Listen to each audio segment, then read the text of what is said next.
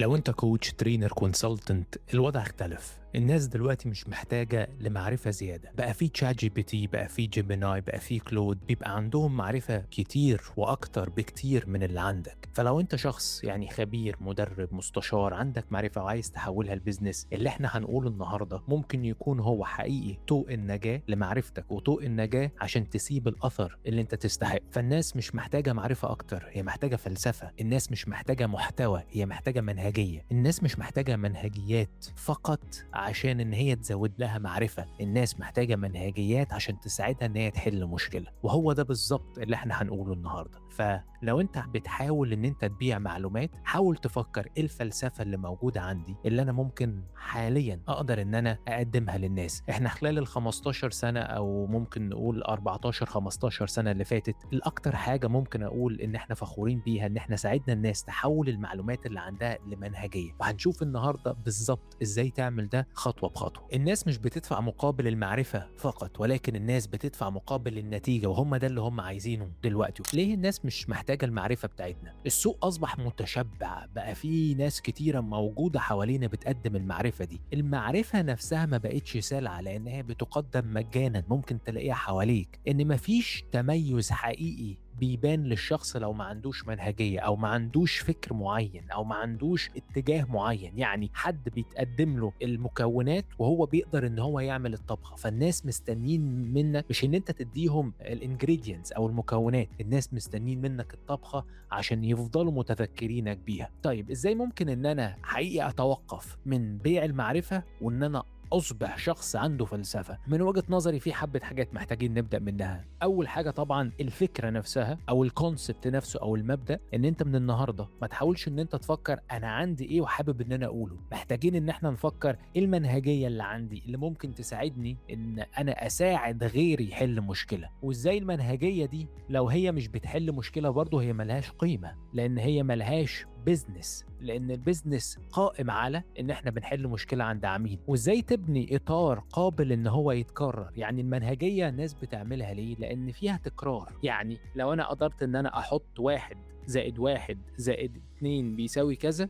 فاقدر ان انا اكررهم، ولو كررت العمليه دي في الاخر هتطلع لي نفس المنتج. يعني لو بحط نفس المكونات بنفس الطريقه، الريسبي نفسها، المكونات بنفس الطريقه، هتطلع لي ايه؟ نفس الطبخه. هو ده اللي احنا محتاجين نعمله. ان منهجيه لو انت عملتها او لو اي عميل عملها او قدر ان هو يستخدمها، هيطلع في الاخر بنفس الطبخه اللي انت عايزه يطلع بيها. وحاول طبعا تغلف المنهجيه دي باسم يكون مميز ليك ومميز الناس تفتكرك بيه، وهندي امثله النهارده على الموضوع. اعتقد ان الجسر ده هو اللي خلاني اشوف الموضوع بشكل مختلف، وهيخليك انت تشوف الموضوع بشكل مختلف. الحاجتين الاساسيين اللي هيخليك تشوف المنهجيه بشكل مختلف او ان انت ما تبيعش معلومات، ان انت تحط المنهجيه بتاعتك وسط حاجتين انا بسميهم الجسر. ان انت بيبقى فيه ألم بتحاول ان انت تتكلم عنه وتبقى عارفه عند عميل عندك، وبتحاول ان انت تقدم له وعد. الفلسفه بتاعتك او المنهجيه هي الجسر اللي بياخد الناس من الألم الى الوعد. على سبيل المثال، ممكن الألم يكون عند شخص ان هو مش قادر ان هو ينزل من وزنه وياكل صحي ويبقى مثلا فت، ده ألم. الوعد ان هو عايز يكون فت، عايز يكون صحته كويسة، عايز ان هو يبان بشكل رشيق وجسم رياضي. الفلسفة بتاعتك ممكن تكون هي محطات انت بتقولها له او محطات هو بيعملها عشان ينتقل من الألم الى الوعد. ممكن مثلا الفلسفة بتاعتك تكون مثلا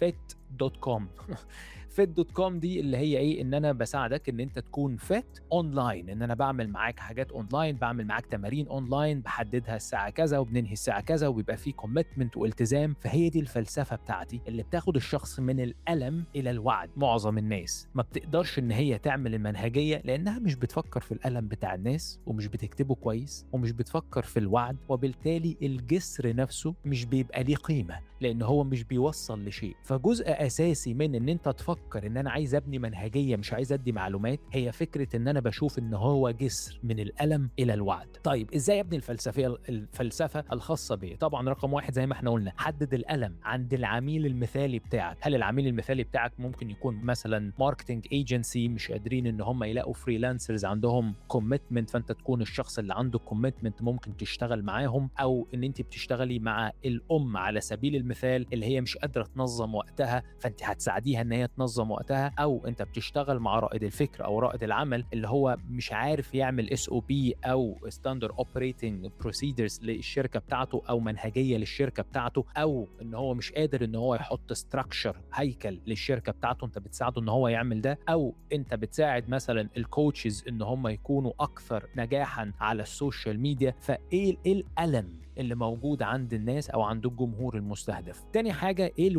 الوعد ان انت هتوصل للشكل ده، هتوصل ان انت هتقدر تجيب عملاء بشكل مستمر لما بشتغل معاك، هتقدر ان انت تصنع محتوى ل 30 يوم في 5 دقائق فقط لا غير باستخدام ادوات الذكاء الاصطناعي اللي احنا بنستخدمها، هتقدري تكوني قادرة ان هي تصنع وقت مخصص ليها فتقدر ان هي تستمتع بيه فتصبح اكثر هدوءا واكثر اتزانا. فايه الوعد اللي انت بتوعد بيه الناس؟ لازم يكون واضح، لان انا لو ما اشتريتش الوعد برضو الجسر ملوش لازمه. ازاي ان انت تكتشف بقى المبدأ اللي هو ايه؟ من الألم الى الوعد. الجسر نفسه انت بقى عايزه يبقى شكله عامل ازاي؟ ايه المحطات اللي الناس هتمشي بيها؟ ودي الصنعة بتاعتك، ان انت بتاخد المعلومات، بتاخد المعرفة اللي موجودة عندك وبتقسمها. زي بالظبط صانع الكتاب بيعمل ايه؟ مش بيحط كل المعلومات على بعض داخل الكتاب، هو الكتاب ليه عنوان، والكتاب احنا دايما بنحب نقرا الكفر بتاع الكتاب عشان نشوف الكتاب بيتكلم عن ايه. فبيبقى فيه وعد وفي مشكلة، وجوه الكتاب بيكون فيه ايه؟ مش معلومات مرمية، لا، هو جوه الكتاب بيكون فيه ايه؟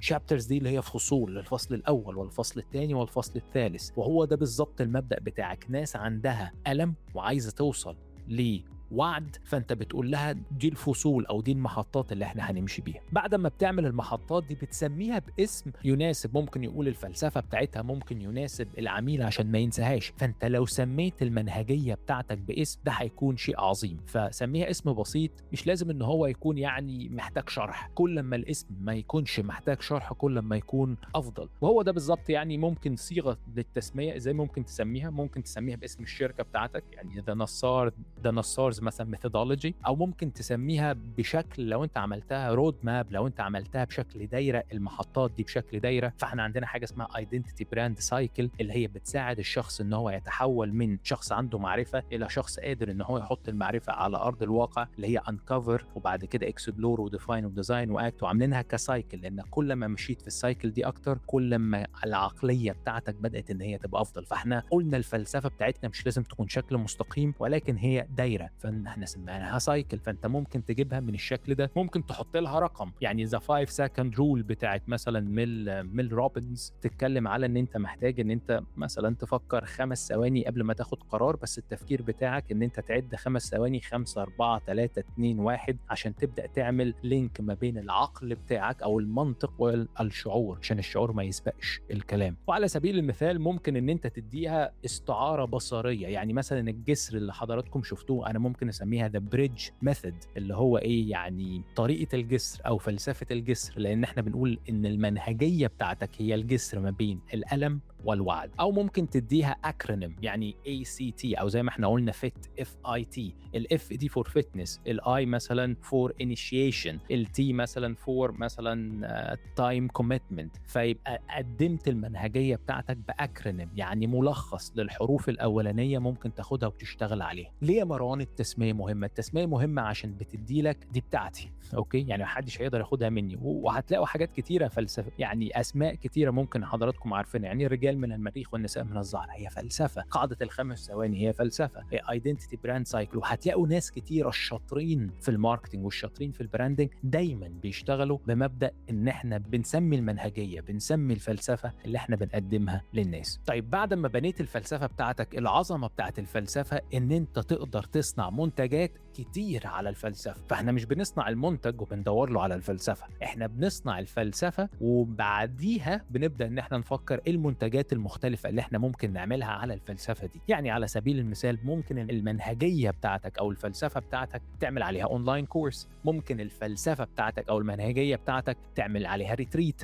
ممكن المنهجيه بتاعتك او الفلسفه بتاعتك تعمل عليها كتاب، ممكن المنهجيه بتاعتك او الفلسفه بتاعتك تعمل عليها مثلا مجموعه من الكروت تقدمها للناس للناس أو تقدمها للشركات تلعب بيها، أو زي الجيميفيكيشن يلعبوا بيه. ممكن إن أنت تقدمها من خلال بودكاست، ممكن تقدمها من خلال أونلاين كورس، ممكن تقدمها من خلال جروب كوتشنج أو وان اون وان كوتشنج. فشايفين الفلسفة قوتها إزاي؟ الفلسفة قوتها مش إن بتخليك تفكر في المنتج، الفلسفة قوتها إن هي بتخليك تفكر في العميل إزاي هوصل له بفلسفتي الخاصة، وفلسفتي الخاصة دي بقدر إن أنا أصنع عليها منتجات مختلفة، فبيصبح عندي براند مختلف، فبيصبح عندي هوية مختلفة. وما أعتقدش إن حد كتير بيتكلم على فكرة الهوية باللي إحنا بنقوله ده، لأن ممكن الناس تتكلم على الهوية والكونتنت استراتيجي وده عظيم، بس الكونتنت استراتيجي بتاعك لازم يكون الروتس بتاعته، الجذور بتاعته هي الفلسفة والمنهجية بتاعتك. طبعا ممكن ان انت تتعرف مين الشخص اللي بيتكلم which is okay، بس لو انت محتاج ان حد يقدر يساعدك ان انت تطلع الفكرة دي وتطلع الفلسفة، هتلاقي فيه هنا لينك ممكن ان انت تدوس عليه، وانا هسيب البيج دي لو انتوا حابين في الكومنتس موجودة تحت او في الديسكريبشن. ممكن هسيب البيج دي بحيث ان انتوا تقدروا ترجعوا لها مرة تانية لو انتوا حابين ان انتوا تبصوا على التفاصيل اللي احنا قلناها، فتقدر ان انت تبص عليها مرة تانية. ولو انت حابب ان انت يعني تتكلم مع حد عندي من الفريق عايز تصنع الفلسفة بتاعتك، ممكن تاخد موعد